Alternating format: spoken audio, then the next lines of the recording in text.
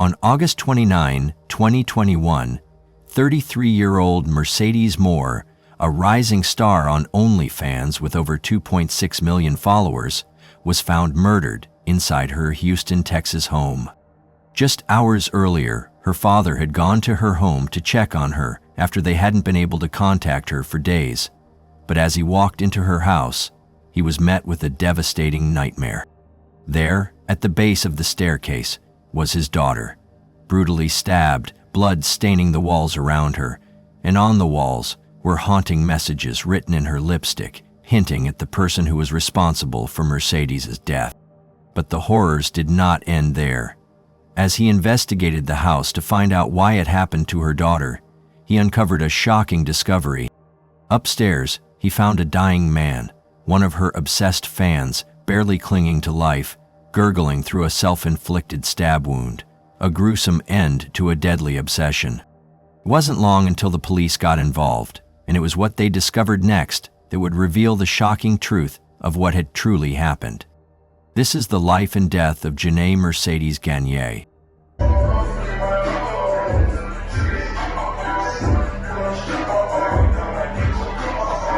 This case takes us to Richmond, Texas, just outside the busy city of Houston.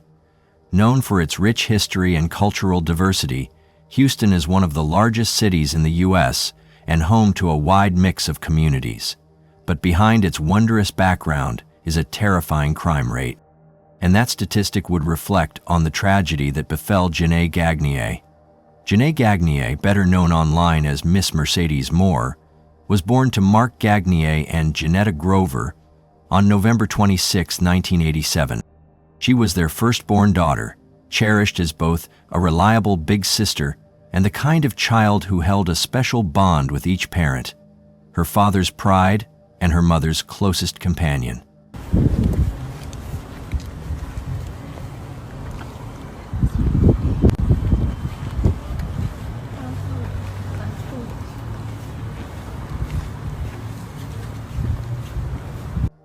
She spent her childhood in Houston, growing up alongside her younger sister, London.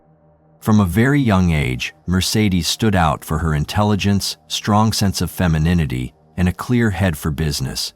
By the time she was 12, she was already making money by braiding hair in the family garage.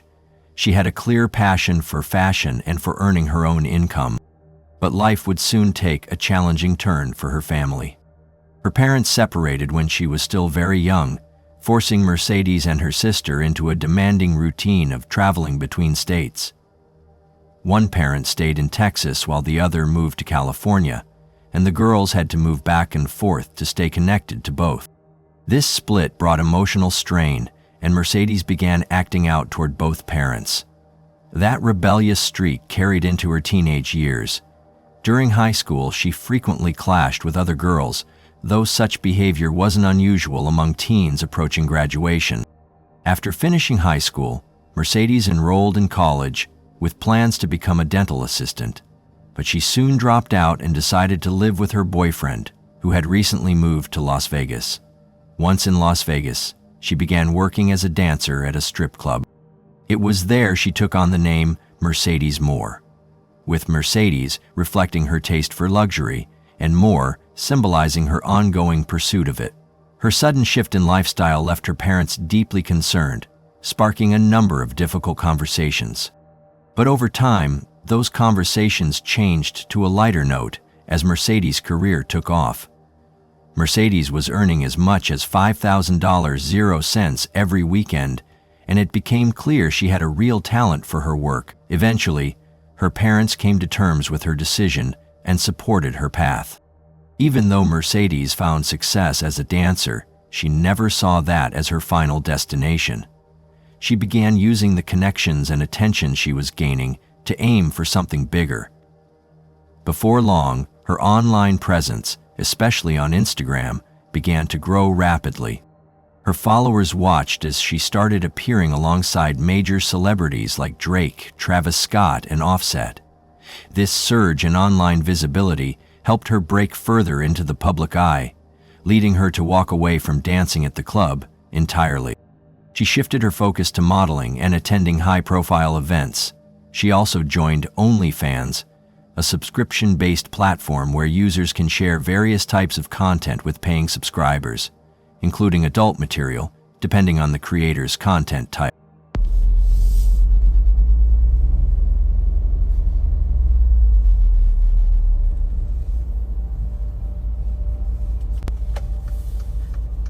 As her popularity increased, Mercedes expanded her business ventures. She launched her own line of sports apparel and began selling hair extensions. She was sharp-minded and strategic, determined to take full advantage of her growing fame.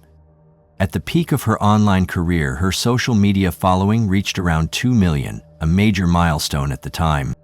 But rising fame also brought personal struggles. Over the years, Mercedes showed interest in different men, yet none of her romantic relationships lasted.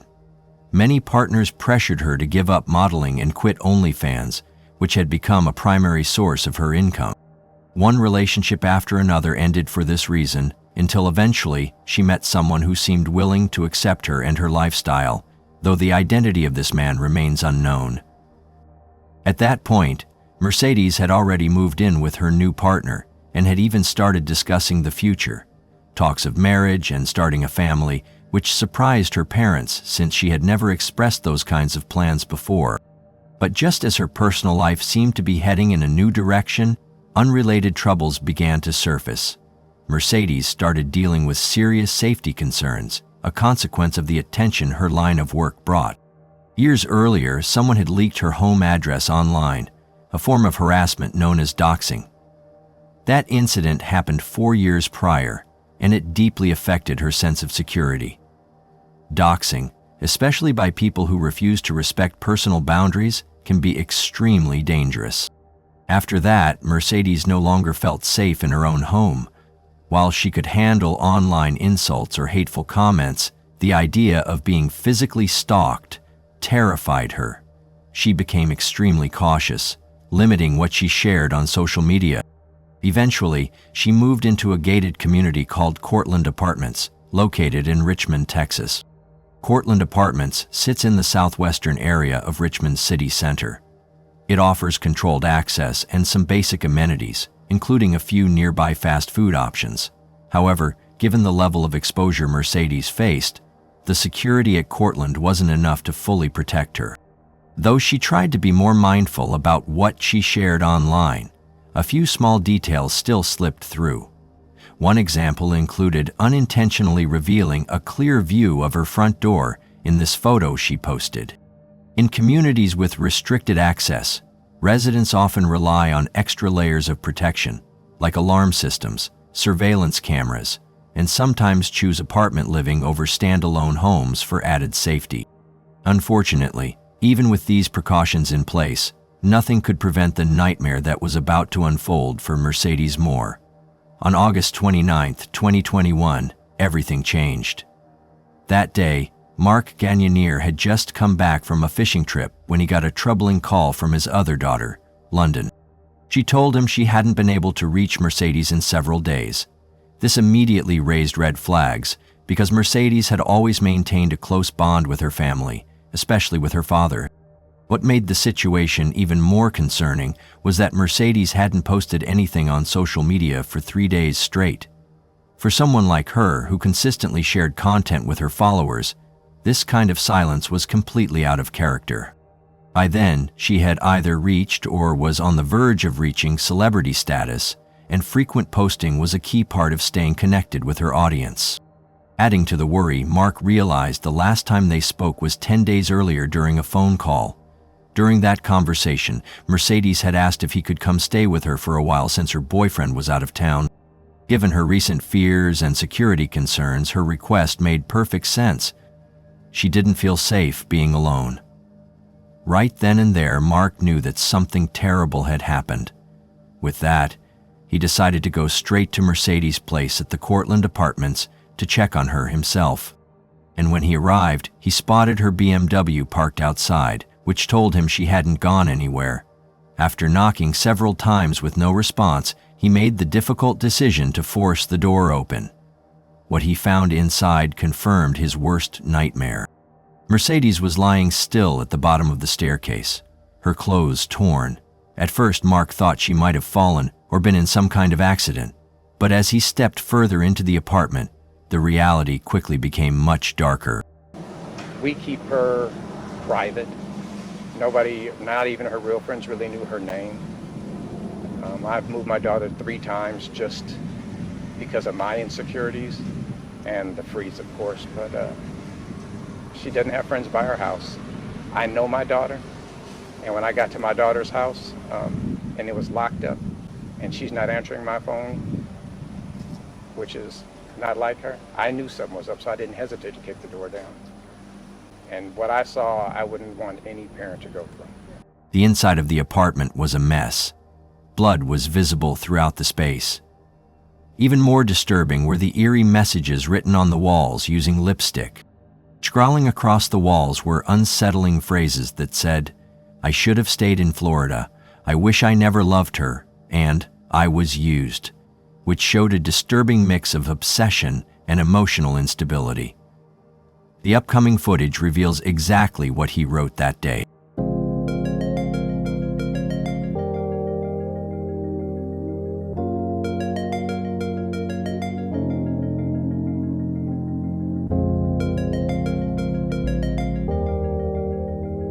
Horrified by what he saw, Mark decided to continue moving through the apartment to find out who could have done this to his beloved daughter. And then came another discovery that would shake his world. Upstairs, he saw a dying man who had a knife wound to his neck.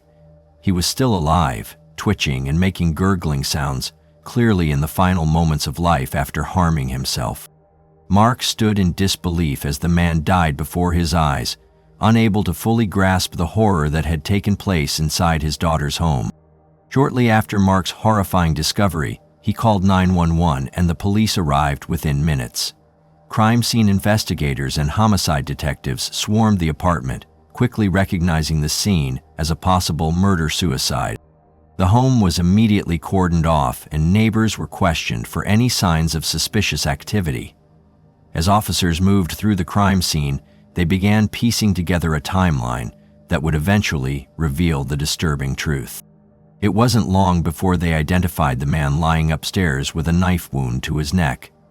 His name was Kevin Alexander Acorto, a 34-year-old man from Florida. On the surface, Kevin seemed like a regular person. No serious criminal record, just a few minor traffic violations. What makes this case so complex is social media. Janae Gagne's family says she didn't know the man who killed her. Now police are poring over her millions of followers to try to find him. Did you recover any weapons, any guns, any knives? Did you recover anything from the crime scene? I don't want to release what we have or have not recovered. I will tell you there was no shooting involved. About his car, do you know how he got here from Florida? Did you recover a car? That is information. That is information that is part of the case that I won't release. It has to do with tracking him from how he got to Texas. And then came another revelation, one that would shed light on why he did it. Investigators soon discovered that Kevin had been stalking Mercedes online. He had fixated on her social media presence for months, possibly even years, developing a disturbing and delusional obsession. He traveled across state lines, from Florida to Texas, maybe with the intention of meeting her, but things immediately took a dark turn. The Harris County Medical Examiner's autopsy confirmed the brutality of what had occurred. Mercedes Gagne, known online as Mercedes Moi, had died from strangulation and a traumatic concussion. The injuries were consistent with a physical assault, suggesting she had been beaten before being choked to death. Kevin's own wounds were self-inflicted. More to that, Kevin had apparently remained in the apartment for 2 days after killing her, alone with her body, writing unhinged messages on the walls in lipstick as he spiraled further into psychological collapse before finally turning the knife on himself. But as the investigation moved forward, more unsettling details came to light. Initially, police thought someone had forced their way into Mercedes' apartment, but that theory was soon dismissed when no signs of a break-in were found. There were no broken locks, shattered windows, or damaged doors, which led investigators to wonder how Kevin Alexander Accordo managed to get inside her home, since her unit was located on the second floor and only accessible by one staircase. Officers considered a few possibilities. One was that Accordo had entered through an unlocked door. Another was that he somehow convinced Mercedes to let him in, either by deceiving her or gaining her trust in some way. To kind of understand those apartments, you can enter 3 different ways: through the garage, through the back door, through the front door. So it makes it difficult to understand. Investigators also considered whether he had followed someone into the secure building, slipping in behind them without being noticed. While several theories were explored, the exact method of entry was never confirmed, which only added to the disturbing nature of the case. Forensic analysis later verified that Mercedes, known publicly as Mercedes Moore, had no prior connection to Accordo. They had never met, and no friendship or communication between them had ever been established before the incident. But despite the clarity provided by investigators, the truth was quickly overshadowed. When the news of her death made headlines, it was quickly followed by a wave of false stories and speculation. Even though officials had confirmed she died from a brutal assault, misinformation quickly spread across social media. Some people claimed she had passed away from AIDS, while others pointed to COVID-19. There were also baseless rumors involving a sugar daddy. None of these claims were backed by any facts. They only served to spread confusion and distract from what had actually happened. News stories and calls and everything started popping up without reaching out to the parents, without reaching out for information. And it went from false accusations of HIV or COVID to other things, and nobody even reached out to talk to us. So when I was contacted, I'm here to set the story straight, let everybody know what happened. Janae was very loved, and she's probably loved more than we would have thought of. I knew my daughter had a large following, and I knew she had some friends that, in not high places, but friends that were influential. I didn't know all the love that she had, and hopefully we're able to, give her a memorial or do something for her in a way that everybody is happy with, and everybody will be able to have closure like we want closure. Yeah, we just want a respectful service. Again, she's a human being, and we just were not wanting to see the disrespectful comments that were on social media. It was horrific. Much of the conversation online focused on the dangers of being famous on the internet, especially through platforms like OnlyFans. While it's true that being in the public eye can bring safety concerns, this narrow focus ignores larger, more important issues. Problems like untreated mental illness, violations of personal boundaries, and a lack of strong protections against stalkers and harassers were often overlooked. Instead of acknowledging Mercedes as the victim of a horrific crime, some reduced her story to a cautionary tale about internet fame, which missed the deeper realities behind her tragic death. The reaction to Mercedes' death was filled with shock and sorrow, especially from her broad base of followers on Instagram and OnlyFans. As word of the tragedy spread, countless fans and influencers took to social media to mourn her loss. Hashtags like RIP Mercedes Moore gained traction quickly, with thousands sharing heartfelt messages, expressing disbelief, and even organizing vigils in her memory. They included celebrities such as Cardi B, Megan Thee Stallion, and Drake. In fact, Drake dedicated his new album to the model today. TMZ reports Cardi B has been invited to Gagne's celebration of life service tomorrow. Yet alongside the tributes came a more troubling response. Some individuals began blaming Mercedes for her own death, drawing unfair and harmful connections between her modeling work and the violent crime that ended her life. This blame the victim rhetoric sparked outrage, with many pushing back firmly. Critics labeled these views as sexist and deeply misguided, arguing that no person deserves to be harmed, regardless of what they do for a living. Meanwhile, Mercedes' family was left shattered by the devastating loss. Her father, Mark Gagnier, was the one who found her body, an experience he said no parent should ever endure. Both Mark and her mother, Janetta Grover, spoke openly about how deeply the tragedy had affected them. They described Mercedes not just as an internet personality, but as someone who was caring, generous, and deeply loved by those who knew her personally. Her sister London also posted an emotional tribute on Instagram, capturing the heartbreak they were all facing. Their pain was worsened by the amount of false information being spread after Mercedes's passing. The family had to step in and correct the record, making it clear that Mercedes had never met her killer and that he was a complete stranger who had latched onto her through the internet. Well-known figures also showed their support for the grieving family. Among them were musicians Tory Lanez and Drake. Tory posted about his sadness over the news on Instagram, while Drake dedicated his entire album, Certified Lover Boy, to Mercedes' memory. How Kevin Accorto managed to find Mercedes' exact location remains unclear, but there were speculations. Although not confirmed, some people pointed out that many of her followers sent her gifts, and these were often mailed to addresses listed publicly or shared via P.O. boxes. Others noted that she occasionally posted pictures from inside her apartment, some even taken near her front door, which might have helped him match the setting and identify her home. The case of Mercedes Moore brings up serious concerns about digital safety and personal boundaries. It highlights why people, especially those in the public eye, need to think carefully about what they post online. Small bits of information can be pieced together and used with harmful intent. The case also reminds us how important it is for authorities to act swiftly and seriously in situations involving stalking or threats. Let us know what you think about this case in the comments below.